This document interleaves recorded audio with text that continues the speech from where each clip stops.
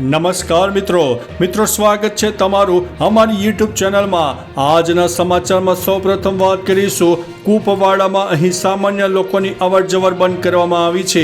પહેલગામમાં આતંકી હુમલા બાદ જમ્મુ કાશ્મીરમાં ભારે તણાવ છે।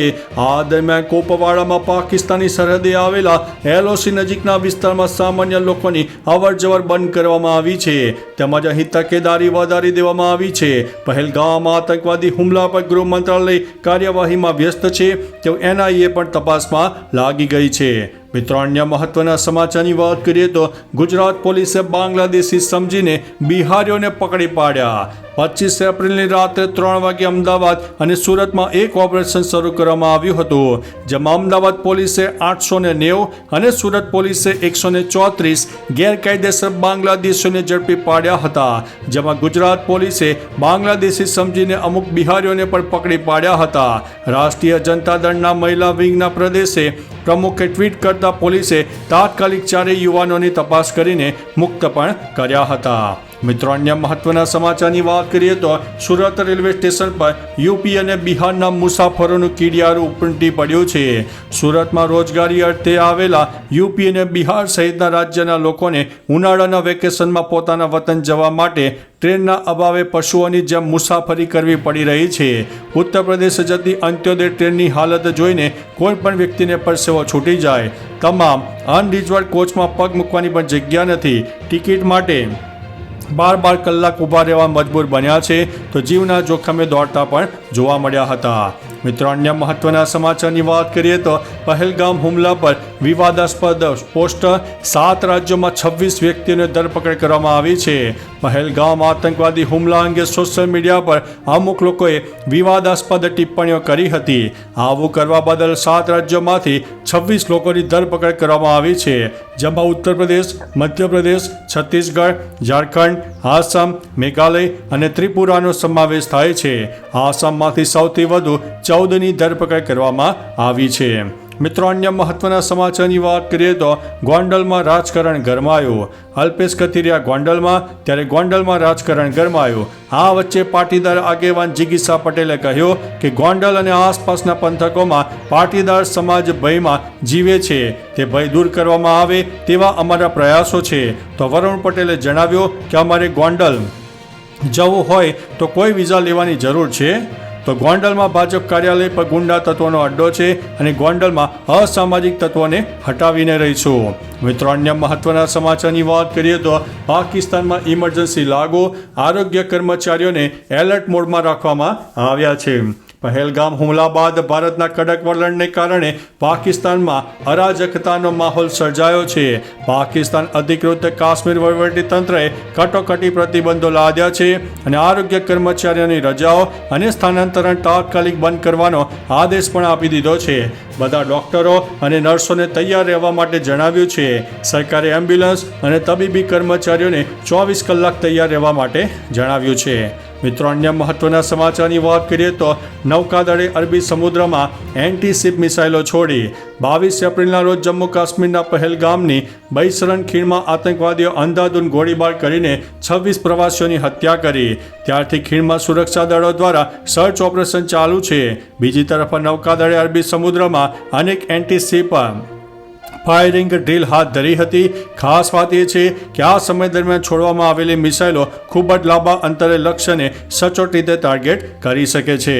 મિત્રો, અન્ય મહત્વના સમાચારની વાત કરીએ તો બાંગ્લાદેશીઓ ભર ઊંઘમાં હતા અને પોલીસ દરવાજે પહોંચી ગઈ। પહેલગામમાં બનેલી ઘટના બાદ ગુજરાતમાં પોલીસ એલર્ટ મોડમાં આવી ગઈ છે।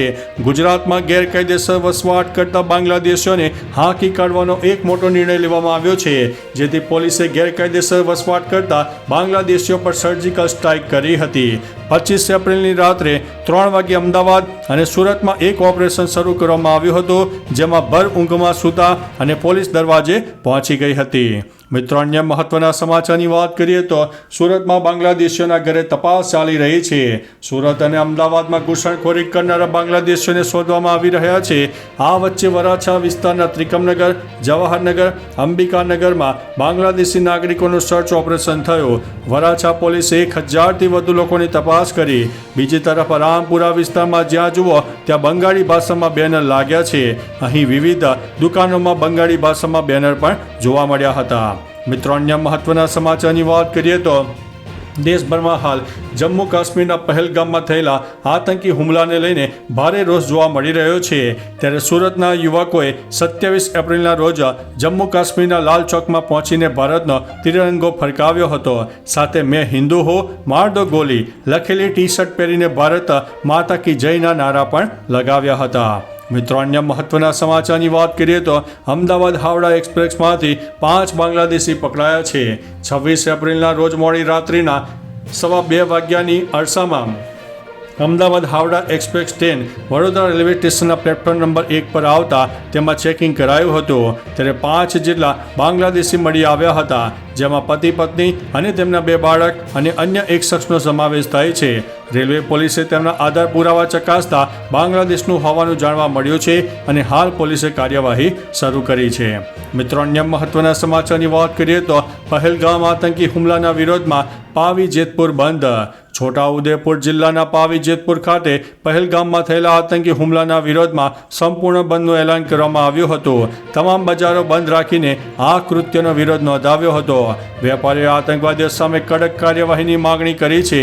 આ ઘટનાના વિરોધમાં દેશભરમાં વિરોધ પ્રદર્શનો અને બંધનું એલાન પણ જોવા મળ્યું હતું. મિત્રો અન્ય મહત્વના સમાચારની વાત કરીએ તો કાશ્મીરમાં સિવિલિયનની ગોળી મારીને હત્યા. છેલ્લા 3 દિવસમાં સુરક્ષા દળોએ ખીણમાં 10 આતંકીઓના ગળો ઉડાડી દીધા છે. કુપવાડાના કાંડી ખાસ વિસ્તારમાં અજાણ્યા હુમલાખોરોએ 45 વર્ષીય ગુલામ રસૂલ મગરેની ગોળી મારીને હત્યા કરી છે. મગરે એક સામાજિક કાર્યકર્તા હતા. બીજી તરફ નૌકાદળે અરબી સમુદ્રમાં અનેક એન્ટી-શિપ ફાયરિંગ ડ્રીલ પણ હાથ ધરી હતી.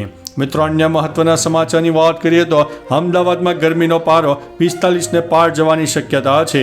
અમદાવાદ, રાજકોટ અને કચ્છમાં 43થી 45 ડિગ્રી તાપમાન નોંધાવાની શક્યતા છે. હવામાન વિભાગે આગામી 7 દિવસ સુધી રાજ્યમાં 40થી 44 ડિગ્રી વચ્ચે તાપમાન રહેવાની શક્યતા વર્ણવી છે. 2 દિવસ બાદ રાજ્યના તાપમાનમાં 2 થી 3 ડિગ્રીનો વધારો થશે. તો બીજી બાજુ તંત્ર દ્વારા લોકોને કામ સિવાય ઘરની બહાર ન નીકળવા માટે અપીલ પણ કરવામાં આવી છે. મિત્રો અન્ય મહત્વના સમાચારની વાત કરીએ તો જયરાજસિંહ જાડેજાનું મોટું નિવેદન સામે આવ્યું છે. અલ્પેશ કથિરિયાએ ગોંડલને મિર્જાપુર ગણાવ્યો તો જયરાજસિંહે કહ્યું કે ગોંડલની અંદર શાંતિનો માહોલ છે. ગોંડલને બદનામ કરવામાં આવી રહ્યું છે.